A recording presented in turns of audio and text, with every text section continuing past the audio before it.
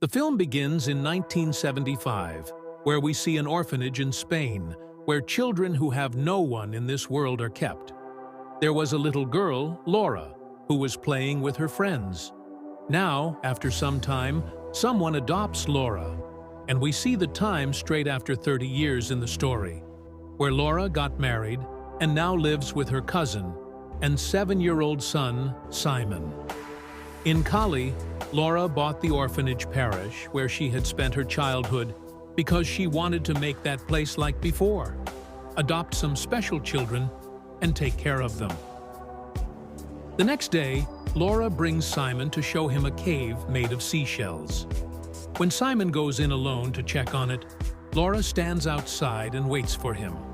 The next day, an evil woman visits Laura. A subdued Laura brings her inside the house, talks to Sokol Varkar about Simon, and shows Laura his file. We find out that Simon is not their biological son, but their adopted son. So, she takes the file from Sokol Varkar and gives it to him from there.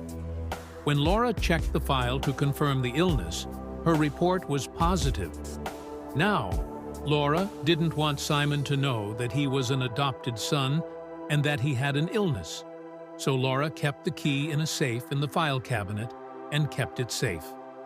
With a loud voice, Laura's eyes opened and the sound was coming from the shed outside her house. So, Laura went to check there. Laura is scared. She comes quickly, wakes up her friend, and tells her about this. But when both of them came to check, by then, they thought and left. When Laura opened the door, shells fell in a line. She meets these shells, and they are the same shells that Simon tells Laura about his 6 friends, all of whom are invisible. So, she takes the file from the social worker and gives it to him. To confirm the illness, when Laura checks the file, the report is positive. Now, Laura doesn't want Simon to find out that he is an adopted son and that he has an illness. So, Laura hides the file in a locker inside the cupboard and keeps the key with her. That night, a loud noise wakes Laura up. The noise is coming from the shed outside their house. Laura goes to check, and she sees that the social worker is rummaging through the shed, as if searching for something important. Laura gets scared. She quickly wakes up her husband and tells him about it. Both of them go to check, but by the time they get there, the social worker is already gone.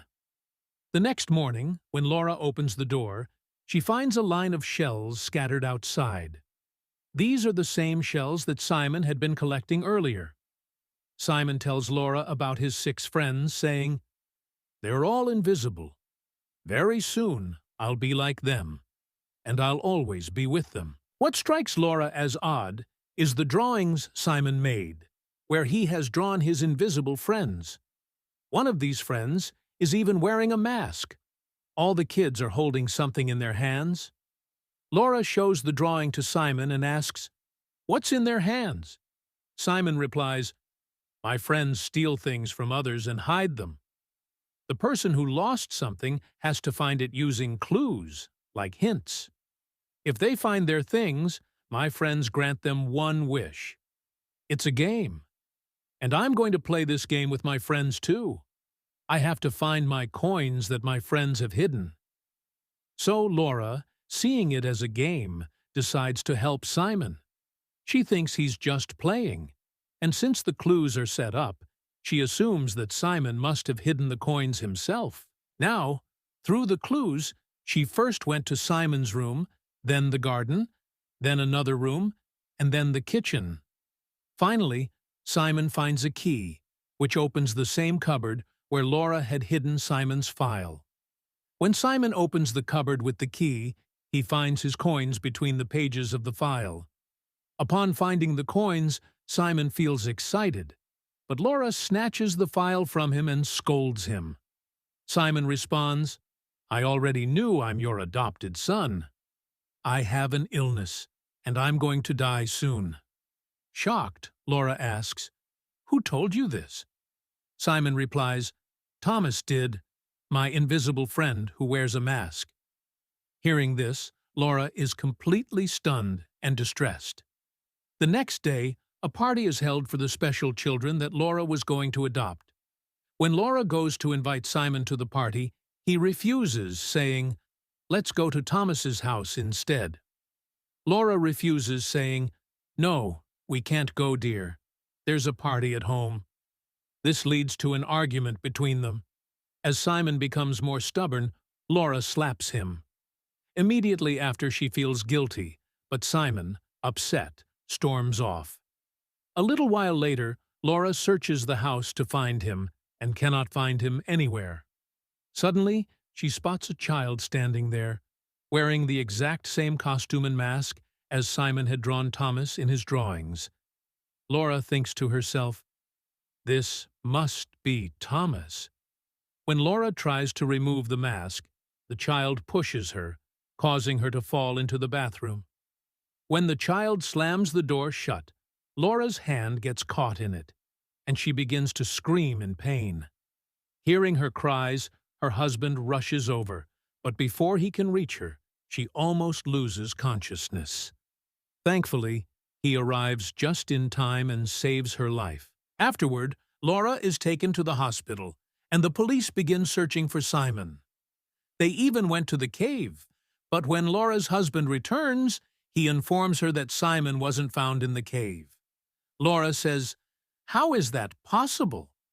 I saw him standing outside the cave myself before I ran away." Hearing this, a police doctor says, "This might just be Laura's imagination." She also suggests that Simon could have been abducted by a relative or someone she knows. This idea makes Laura and her husband think about the social worker. Laura then tells the police doctor, "She came to my house to talk about Simon. One night, she even broke into our house and was snooping around in the shed." The police doctor replies, "How is that possible? There is no social worker by that name." However, since Laura had truly met this woman, she begins to believe that she had abducted Simon, and she is certain that her son will be found with her. Now, since Laura's leg was injured, she has to use a wheelchair. In this condition, her husband, Laura, tries to calm herself and starts consoling Simon. Then, he takes off his chain and gives it to Laura. That night, while Laura was sleeping, she was suddenly awakened by loud noises in the middle of the night. The sounds were coming from near Simon's room. Without wasting a second, Laura rushed to check. When she entered the room, she saw a doll lying on Simon's bed. 6 months passed. Life had shifted since then. The police had still not found Simon, and Laura and her husband had lost all hope of ever seeing him again. One day, as they were heading somewhere, Laura suddenly screamed and ran towards a baby carriage. She was trembling as she picked up another doll, one that looked exactly like Thomas, the masked boy. Later, when Laura went to check on the social worker, her husband revealed that she had passed away. After this shocking revelation, the police collected some pictures and reels from the social worker's house to investigate further. Soon, it was discovered that the social worker had once worked in the orphanage, where Laura had spent her childhood. But that wasn't all. The police revealed another dark secret. The social worker had a son, Thomas. Because his face was deformed, he always wore a mask to hide it. His mother, the social worker, kept him hidden from the world. The police then handed Laura an old newspaper clipping. The headline read, "Thomas Goes Missing." They explained, "Laura, you were adopted as a child, weren't you?" Laura nodded in confusion. The police continued, "Years ago, some kids took Thomas to a cave. They wanted to see if he would come out without his mask, so they snatched it away and ran, leaving him behind. The tides were high that day, and as the waves crashed into the cave, Thomas couldn't escape. The rising water trapped him inside, and he drowned. Laura was horrified. "That can't be true," she exclaimed. "I saw Thomas in my house on the day Simon disappeared." The police doctor shook her head. "That's impossible, Laura. Thomas is dead. What you saw was just an illusion." That night, Laura lay in bed, lost in thoughts. Her husband joined her, and they reminisced about the moments they had spent with Simon. But then, something strange happened. The bedroom door creaked open, and her husband entered the room. Laura's blood ran cold.